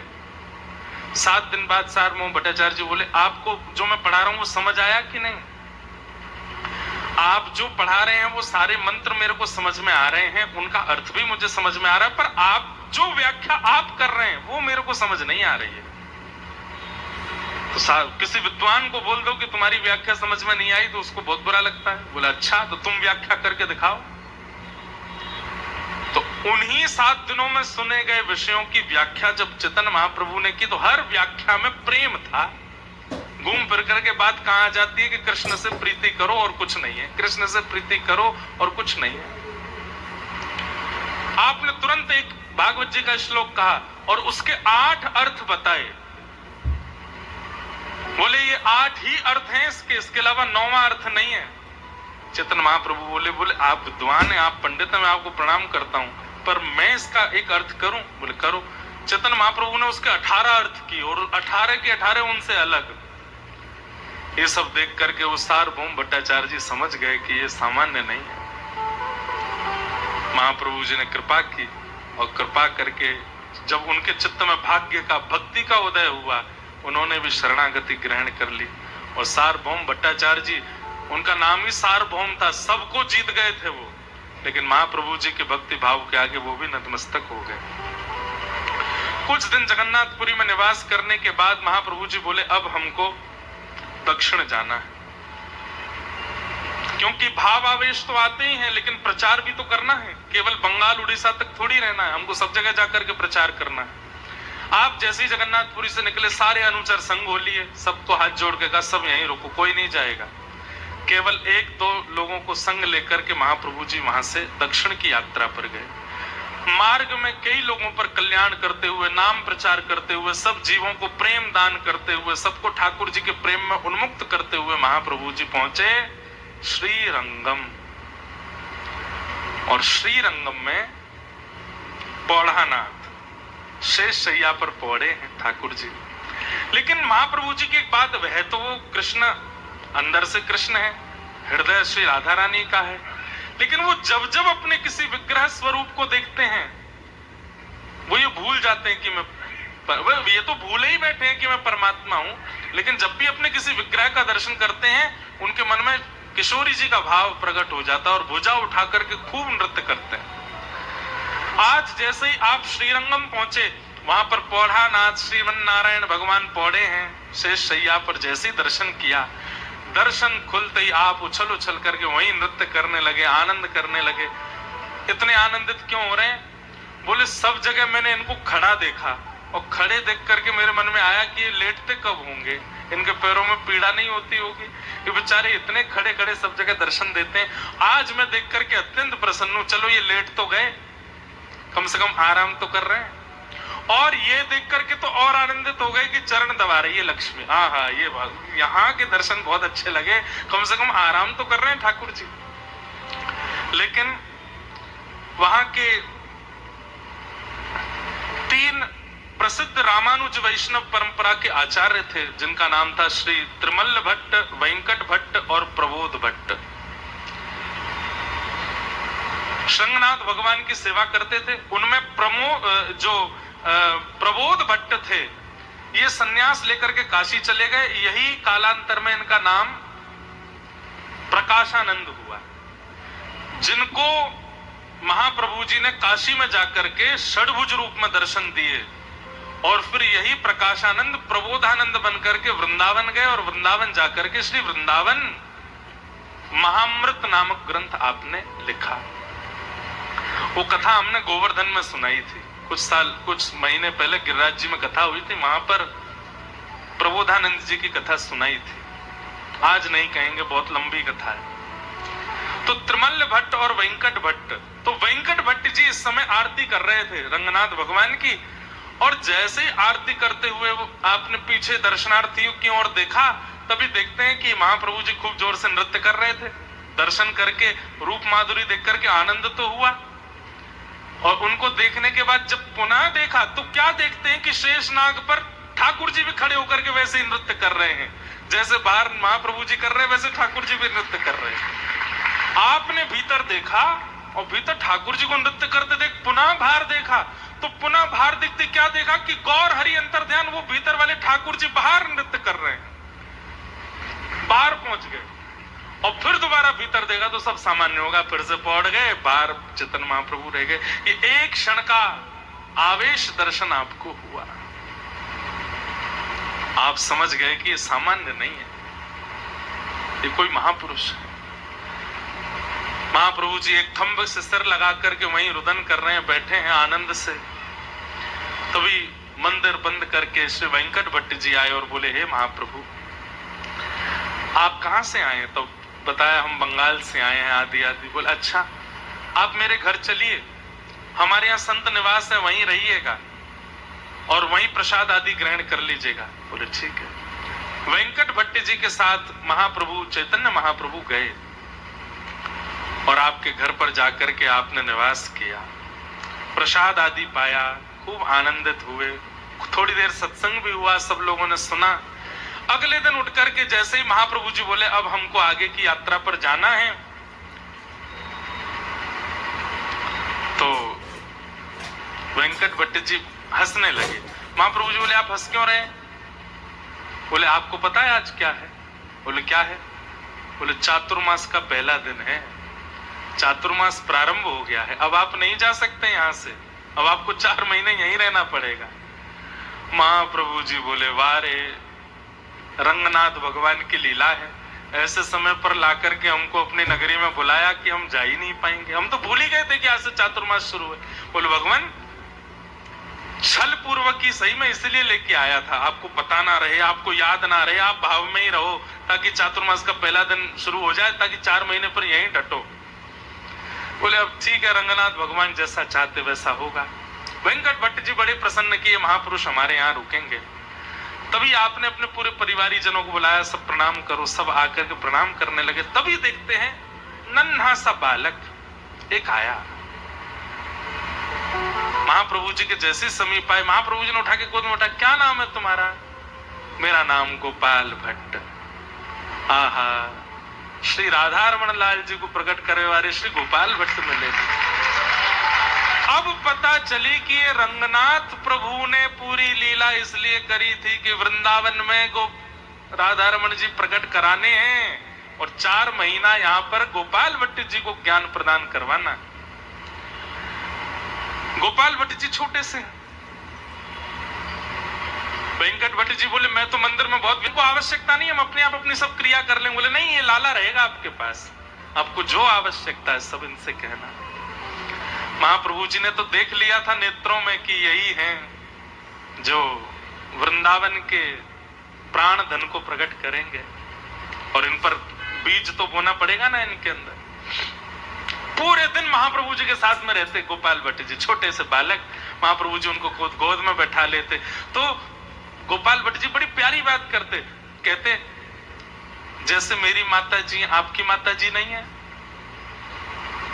माँ का नाम सुनते ही चेतन महाप्रभु के नेत्र सजल हो जाते। मेरी भी माँ है। कहाँ है? बोले सच्ची मैया है। बोले वो कहाँ है? बोले नदिया में, मायापुर में। अच्छा, उनको आपकी याद नहीं आती? मेरी माँ तो मुझे छोड़ती नहीं है, आप कैसे रहते हो उनके बिना? ये सब बातें सुनकर के महाप्रभु जी इतने भाव विभोर हो गए, माँ की बहुत याद आने लगी। और माँ की याद आवे और गोपाल भट्ट जी को हृदय से लगा, और सब अपने युवावस्था बालावस्था की सारी लीलाएं सुनाते हैं महाप्रभु जी गोपाल भट्ट जी को। देखिए जितने आचार्य चरण हुए सबने महाप्रभु जी की लीला को किसी अन्य से सुना, पर गोपाल भट्ट जी ने तो महाप्रभु जी की लीला को महाप्रभु जी से ही सुना। महाप्रभु जी बताते हैं, हम जब छोटे थे ना, तुम्हारे जैसे केश थे हमारी मैया जाती, सुंदर सुंदर पुष्प तोड़ के लाती और हमारे केशों में लगा देती, सुंदर पीतांबरी पहनाती, पैरों में ऐसे आला लगाती, चंदन लगाती, सुंदर सुंदर आकृति बनाती, फिर हमें घुमाने ले जाती। सब भाव महाप्रभु जी सुनाते। और चैतन्य महाप्रभु की बाल लीला और बाल भावों को उन्हीं के मुख से सुनकर के गोपाल भट्ट जी इतना रोते। उन्हें अब यह अनुभव होने लगा कि मेरे जीवन आधार, मेरे केवल आधार तो यही है, मेरे सर्वस्व यही है। 4 महीने तक श्री गोपाल भट्ट जी पर कृपा की और महाप्रभु जी ने उन्हें सब संकेत कर दिए थे, अपनी कुछ वस्तु उनको प्रदान कर दी। कालांतर में वही श्री गोपाल भट्ट गोस्वामी जी जाकर के वृंदावन में श्री शालिग्राम भगवान की सेवा करते हैं। और नृसिंह चतुर्दशी का दिन है। कथा सुन रहे हैं कि प्रहलाद की हृदय की वेदना के कारण, हिरण्यकश्यपु के पाप के कारण ठाकुर जी स्तंभ भेदन करके नृसिंह बन करके प्रकट हो गए हैं।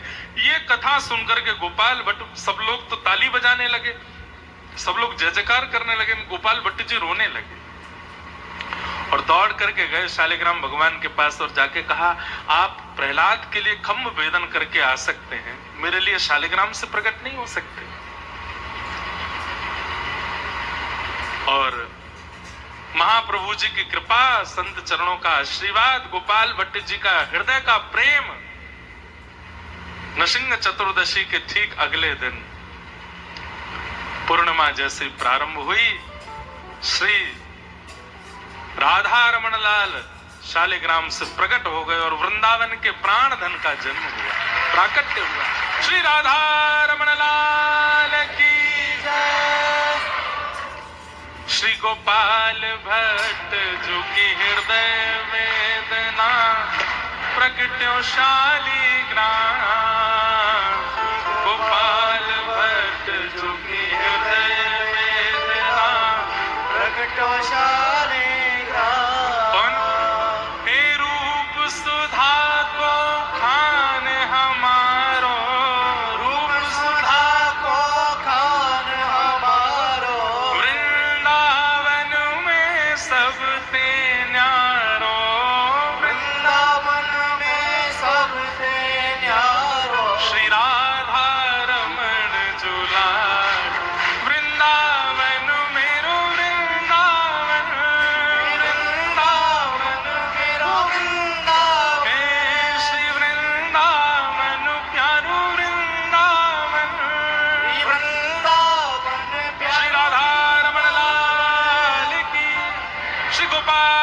गोस्वामी जी महाराज की, निताई गौर। और ऐसे बीज उद्दीपन हुआ वेंकट भट्ट के लाला श्री गोपाल भट्ट जी के चित्त में, और इन्हीं गोपाल भट्ट जी के फिर शिष्यगण श्री निवासाचार्य जी आदि हुए। उन्हीं से परंपरा आज तक श्री गोपाल भट्ट जी की सेवा की चल रही है। वास्तव में तो श्री चैतन्य महाप्रभु का भारत भ्रमण भी वृंदावन को प्रकट करने के लिए। आप बंगाल के राम केली में जाते हैं और वहां जाकर के रूप सनातन गोस्वामी को ज्ञान उपदेश करते हैं, और उन्हीं रूप सनातन गोस्वामी से फिर दोबारा मिलते हैं काशी में। तो सनातन जी से तो मिलते हैं प्रयागराज में, और रूप जी से मिलते हैं काशी में, और दोनों को वहां ज्ञान उपदेश करके भेज देते हैं वृंदावन। और वृंदावन में जाकर के श्री रूप गोस्वामी गोविंद देव जी को प्रकट करते हैं, और श्री सनातन गोस्वामी मदन मोहन जी को प्रकट करते हैं। सनातन जी बड़े हैं, रूप जी छोटे हैं। सनातन गोस्वामी बड़े हैं, ये कथा भी हमने गोवर्धन में सुनाई है, वो सुन लेना। और वहीं पर काशी जाकर के प्रबोधानंद जी को, प्रकाशानंद जी को प्रबोधानंद बना देते हैं और भेज देते हैं उनको वृंदावन। उनके द्वारा वृंदावन महिमामृत ग्रंथ का मतलब स्वयं बाद में गए हैं। वैसे तो इन सब के मध्य में ही महाप्रभु जी का जाना हुआ, पर पूरी व्यवस्था वृंदावन प्रकट की ही करवा रहे हैं महाप्रभु जी। इसके बाद महाप्रभु जी 4 महीने बाद निकले फिर, और अन्य अन्यों पर कृपा करते हुए फिर महाप्रभु जी पहुंचे हैं कहां? पंढरपुर। और पंढरपुर में वीट के ऊपर खड़े हैं भगवान विट्ठल। आप जैसे ही वहां दर्शन करने के लिए जाते हैं तो चैतन्य महाप्रभु जहां जहां जाते वहां उन्माद नृत्य करते, कीर्तन करते, महामंत्र का उद्घोष करते। लेकिन आप जैसे गए तभी आपने देखा कि हाथ में तानपुरा एक तारा लिए एक और महापुरुष नृत्य कर रहे हैं। और कौन है? श्री तुकाराम जी महाराज। और महाप्रभु जी ने जैसे श्री तुकाराम जी को देखा, देख करके बोले ये है अधिकारी, ये यहाँ के अधिकारी। और वहां पर रात्रि में सब बैठे थे, महाप्रभु जी ने कीर्तन किया, हरे कृष्ण कृष्ण कृष्ण हरे हरे, हरे राम राम राम हरे।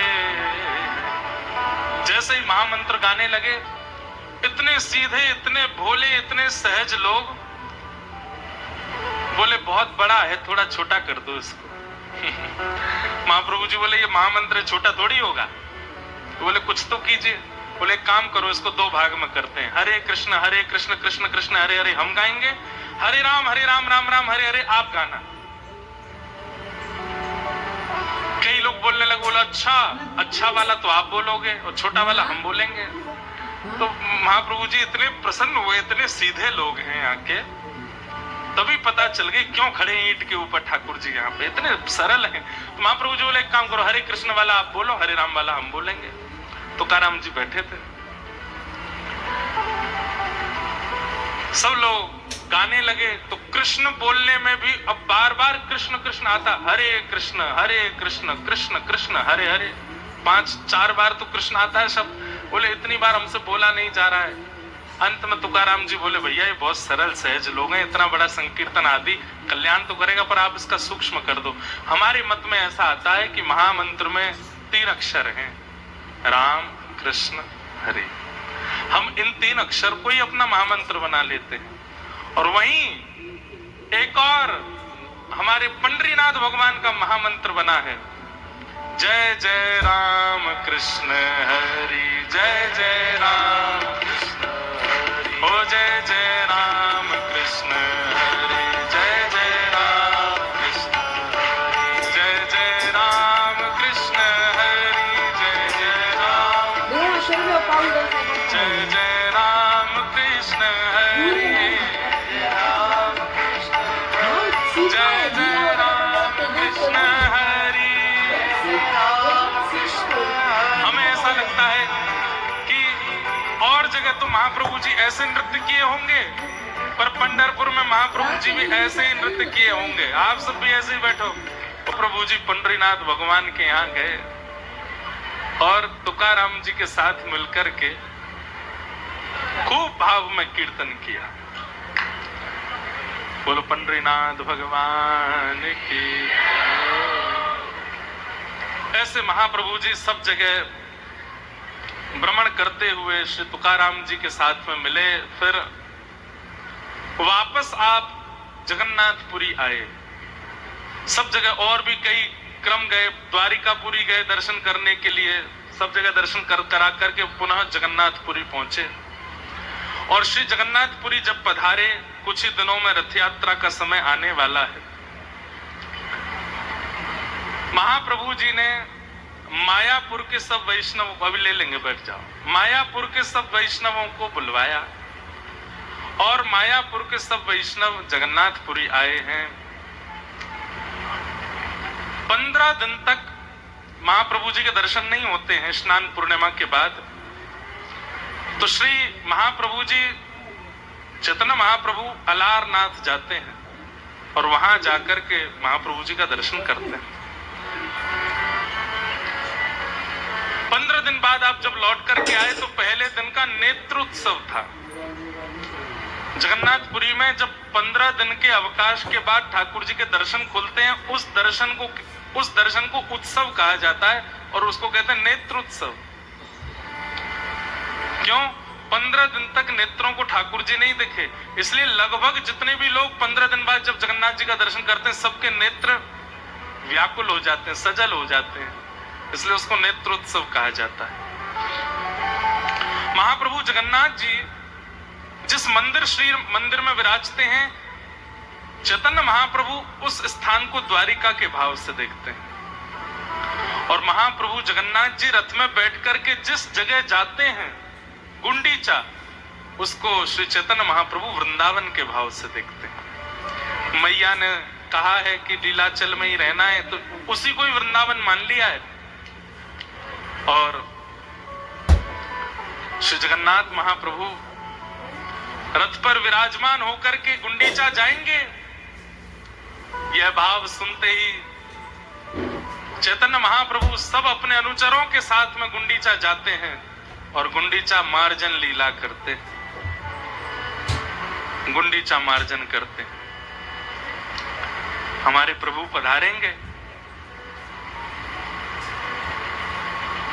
पलकन सोमग झारू। क्यों? बोले जामग मेरो गिरधर आवे, तनमन जोवन बारू। ठाकुर जी पे तनमन जोवन बारना तो हर पद में हम सुनते हैं। ठाकुर जी को देख क्या करें? तन वार दें, अपना जोवन वार दें, अपना मन वार दें। अरे आचार्य चरण कह रहे हैं, बोले जिस रास्ते से प्रियतम आने वाले हैं उस रास्ते पे वारूं। ठाकुर जी पे थोड़ी वारूंगा तन मन जोवन, उस मार्ग पे वारूं जिस पर चल के नाथ आने वाले हैं। महाप्रभु जी गुंडीचा मार्जन करते हैं। जगन्नाथ रथ यात्रा की लीला सुनने के लिए ही 2 दिन चाहिए। चैतन्य महाप्रभु की गुंडीचा मार्जन लीला और जगन्नाथ यात्रा में वो कैसे नृत्य करते हैं महाप्रभु जी के, कहते हैं। आज थोड़ा थोड़ा मैं जल्दी जल्दी पढ़ रहा था, बड़े बड़े दल चल रहे हैं कीर्तन करते हुए महाप्रभु जी की रथ यात्रा के आगे। और जैसे ही जगन्नाथ महाप्रभु बाहर आते हैं, महाराज जी एक बहुत सुंदर भाव है, स्कंद पुराण में शायद कहीं ऐसा वर्णन है, अब हमको तो देखने को नहीं मिला, लेकिन कोई आचार्य चरण बता रहे थे कि प्रश्न करते हैं कि ये दारू ब्रह्म साक्षात परमात्मा है, इसके प्रमाण बताइए। तो वहां वेदव्यास जी प्रमाण देते हुए एक प्रमाण इतना सुंदर देते हैं, बोले क्या? ये जब भी अपने श्री मंदिर से निकलेंगे तब वर्षा होगी। ये जब जब मंदिर से बाहर आएंगे, चाहे एक बूंद गिरे आकाश से, गिरेगी। कितनी भी धूप हो, कितनी भी गर्मी हो, कितनी भी, महाराज जगन्नाथ रथ यात्रा अभी हम गए थे, कैसी उमस होती है, कितनी भयानक गर्मी होती है। और गर्मी भी नहीं, हवा भी नहीं चलती, इतना वहां पर मतलब ऐसा मौसम हो जाता है। लेकिन महाप्रभु जी के श्री विग्रह पर जैसे ही सूर्य की पहली किरण पड़ती है, सूर्य को अपने भीतर इतना ऐसा भाव आने लग जाता है कि ये कितने कोमल महाप्रभु जी हैं, इनको मैं अपनी तीक्ष्ण तीक्ष्ण प्रकाश से कहीं मैं इनको रुग्ण ना कर दूं, मैं कहीं इनको पीड़ित ना कर दूं, तुरंत एक बूंद ही गिरे चाहे वर्षा होगी। महाप्रभु जी के आते ही वर्षा होती है। और इस बात का तो प्रत्यक्ष दृष्टा इस बार मैं था। ऐसी लीला है कि मैं सबको बता भी नहीं सकता। अगर मैं लाइव में बता दी तो कहीं मुझे पकड़ नहीं ले जाएं।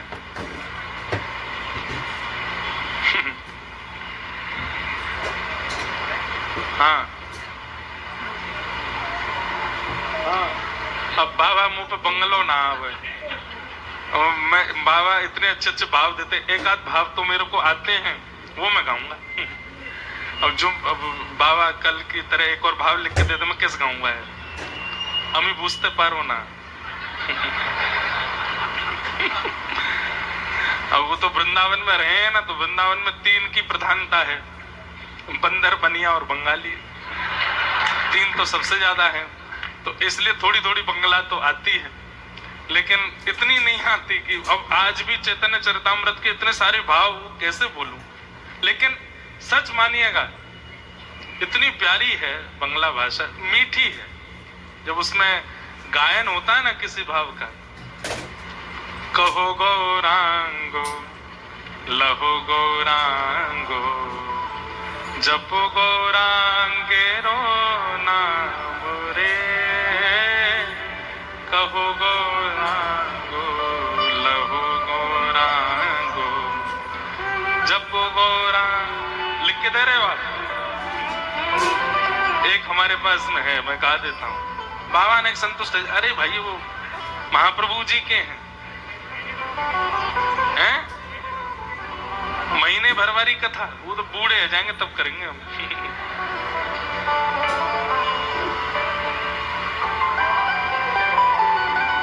वाह,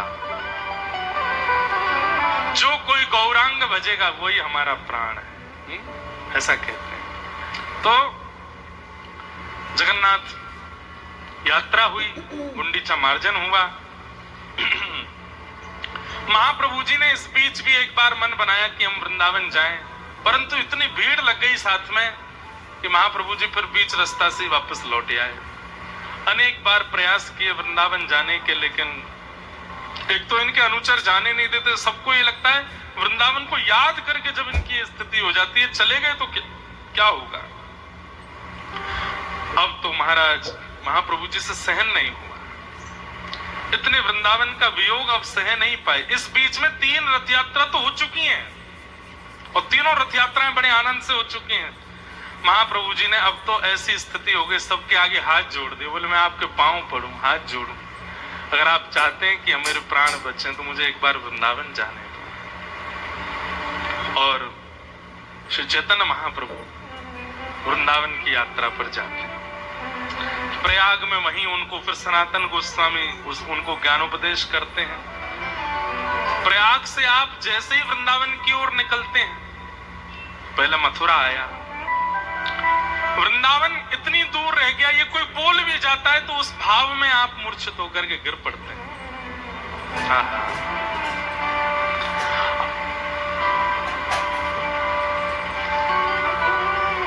गए, सबसे पहले कृष्ण जन्मभूमि का दर्शन किया, और जैसे जन्मभूमि का दर्शन किया अब भाव भी आता है, अपने पूर्व अवतार का स्मरण करके देवकी मैया वसुदेव जी को याद करके महाप्रभु जी रुदन करते हैं, और फिर वहीं नृत्य करते हैं, आनंद करते हैं।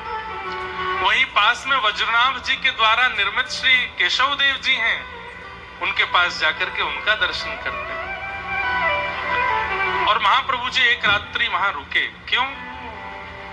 क्योंकि कल एक बड़ी पावन तिथि है, उस तिथि में ही वृंदावन प्रवेश करना है, और उस तिथि का नाम है शरद पूर्णिमा।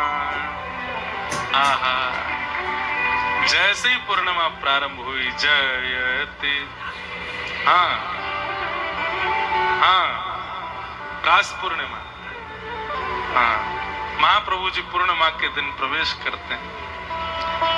जयति तेधिकं जन्मना प्रजः श्रयते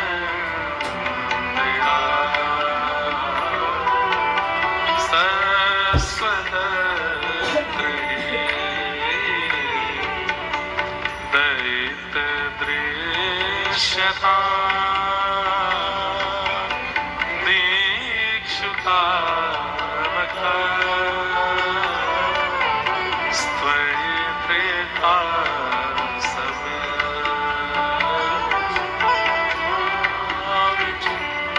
वृंदावन में भ्रमण करते हुए घूम रहे हैं।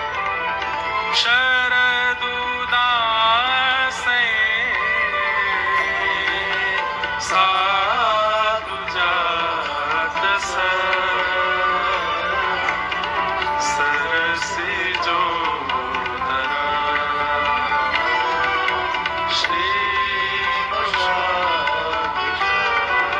कहते हैं महाप्रभु जी जब वृंदावन में आए तो अब यहां तो वृंदावन प्रकट हुआ नहीं है अभी तक, कहीं कुछ है कहीं कुछ है, पर अब लोग तो नहीं जानते उसकी महिमा।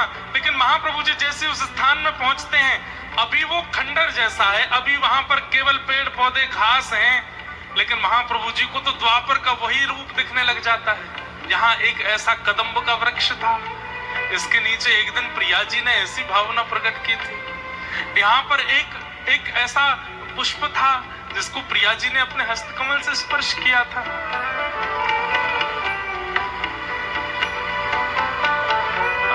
एक बहुत सुंदर भाव है।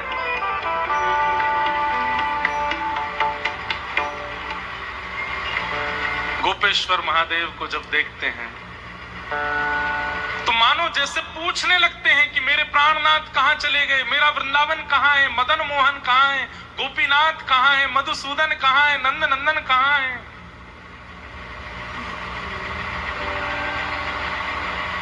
बोलो बोलो गोपेश्वर कोथाय अमार गोपीनाथ। बोलो बोलो गोपेश्वर कोथाय अमार गोपीनाथ। अमदे रामदे प्राण गौराय। अमदे रामदे प्राण गौराय। बोलो बोलो गोवर्धन कोथाय अमार गिरिधारी। बोलो बोलो गोवर्धन कोथाय अमार गिरिधारी। अमदे रामदे प्राण गौराय। अमदे रामदे प्राण गौराय। सब जगह पूछते हैं, गिरिराज जी से पूछ रहे हैं कि मेरे गिरधारी कहाँ है, हे गोपेश्वर मेरे गोपीनाथ कहाँ है। बोलो बोलो वंशी वट कोथाय अमार वंशीधारी। बोलो बोलो वंशी वट कोथाय अमार वंशीधारी। हे वंशीवट, यहीं खड़े होकर के ढेर सुनाते थे मधुसूदन, अपने अधर पर वेणु धारण करके यहीं विराजते थे। कहां है मेरे वंशीधारी, कहां है वो मुरली मनोहर। अमदे रामदे प्राण गौराय। अमदे रामदे प्राण गौराय। बोलो बोलो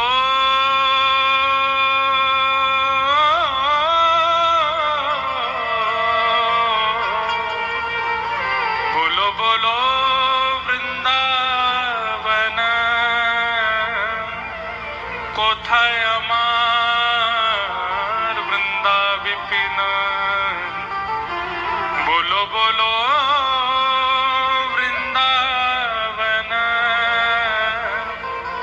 कोथाय अमार वृंदा विपिन अमदेर अमदेर प्राण गौरा राय अमदेर अमदेर प्राण गौरा राय।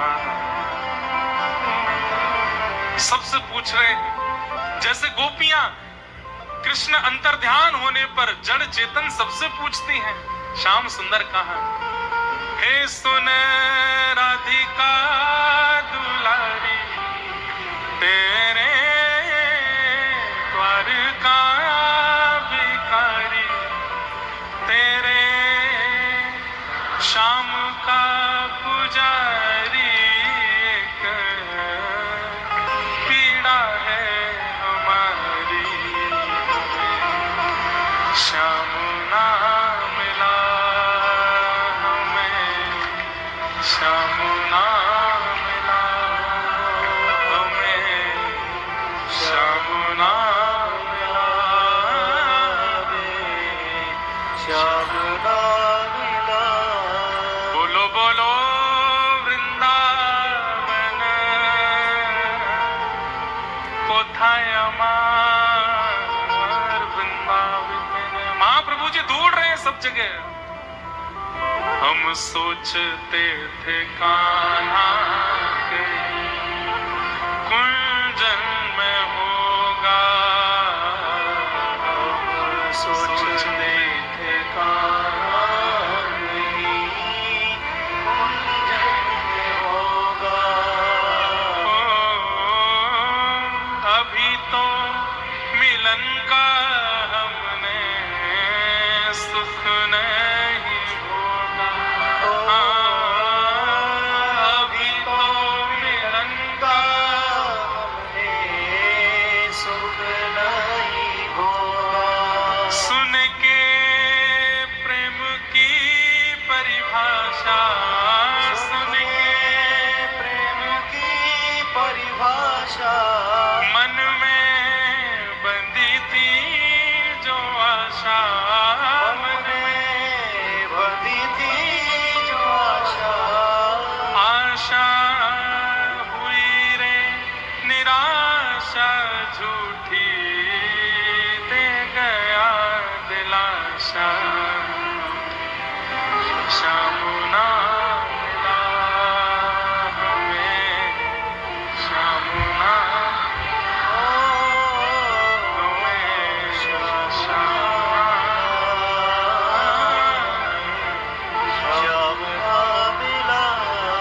महाप्रभु जी बोलो बोलो व्रज रज कोथाय अमार गोपालन। अरे आपके ऊपर ही तो जाते थे गैया चराने के लिए, अरे व्रज रज, तुम्हें पता होगा वो किधर की तरफ गए हैं, तुम बोलो ना। बोलो बोलो व्रज रज कोथाय अमार गोपालन अमदेर अमदेर प्राण गौरा राय अमदेर अमदेर प्राण गौरा राय। बोलो बोलो शरद चंद्र, गाइए बोलो बोलो शरद चंद्र कोथाय अमार राधा रमण। बोलो बोलो शरद चंद्र कोथाय अमार, देता है कन्हाई जिसे प्रेम की दशा, देता है कन्हाई जिसे प्रेम की दशा।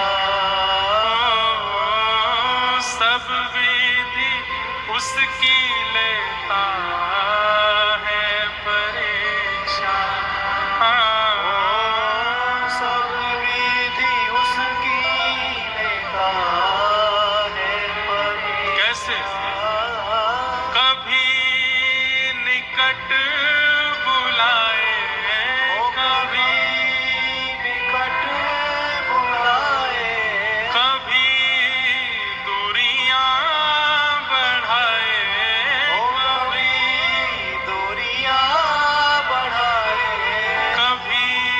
हंसाए रुलाए छलिया, हाथ नहीं आए हमें श्याम ना मिला, हमें श्याम ना मिला, हमें श्याम ना मिला, हमें श्याम ना मिला।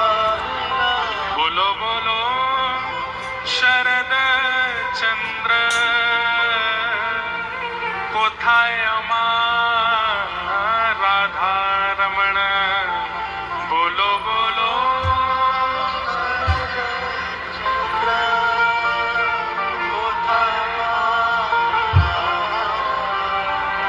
आमदे आमदे प्राण गौरा राय, आमदे आमदे प्राण गौरा राय। इसी प्रकार महाप्रभु चैतन्य ने तो पूरे व्रज का प्रादुर्भाव कर दिया। कोई रास भूमि आ जाती है तो वहां उसी प्रकार भाव में आ जाते हैं। यमुना के तट पर जाकर के उन्हीं गोपी के प्रेम प्रवाह में आ जाते हैं। गोवर्धन गए, गिरिराज जी की समस्त लीला का अनुभव करके रुदन करने लगे।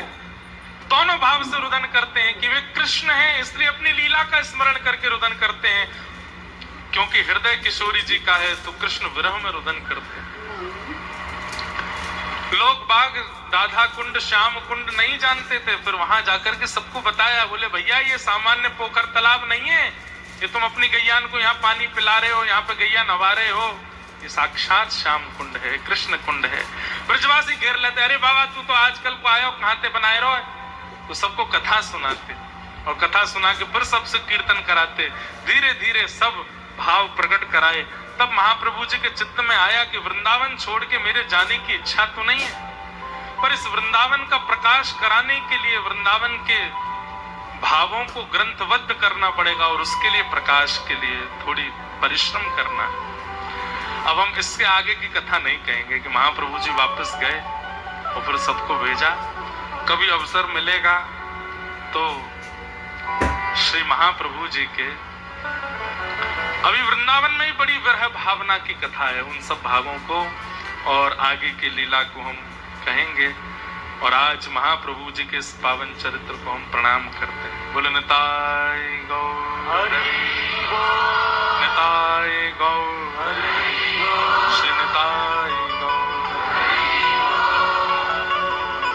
इस प्रकार महाप्रभु जी का मधुर, हम तो ऋणी हैं महाप्रभु जी के। इन्हीं की कृपा से गोविंद देव मिले, इन्हीं की कृपा से गोपीनाथ मिले, इन्हीं की कृपा से मदन मोहन मिले, इन्हीं की कृपा से राधा रमण मिले, इन्हीं की कृपा से श्री दामोदर लाल मिले, इन्हीं की कृपा से ही सब हमारे सप्त निधियों में तो हरिवंश महाप्रभु की भी कृपा है, हरिदास महाराज की भी कृपा है और सब भावों की कृपा है। भैया वो राधा रमण गोस्वामी जी खड़े हैं, उनको आन दो आगे। आ जाओ महाराज जी, आ जाओ। हाँ जय। सब प्रकार के भाव हुए, सबको हम प्रणाम करते हैं।